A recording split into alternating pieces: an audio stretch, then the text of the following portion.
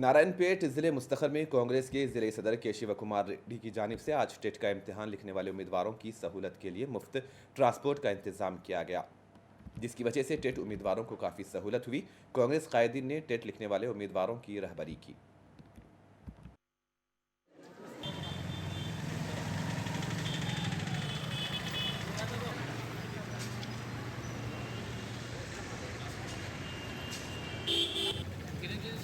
Back side sticker है।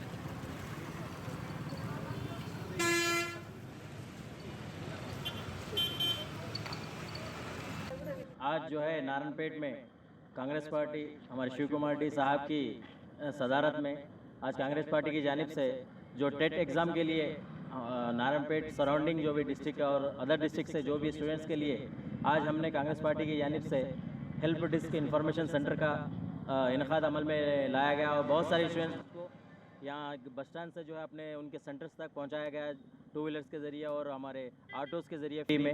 और इंशाल्लाह हम आगे भी कांग्रेस पार्टी की जानिब से अवाम की खिदमत के लिए इंशाल्लाह हर टाइम जो है अवाम की खिदमत के लिए रहेंगे। और हम स्टूडेंट्स को मुबारकबाद देते हैं कि ये टेट एग्ज़ाम में ज़्यादा से ज़्यादा अच्छे मार्क्स ला के कामयाबी हासिल करें।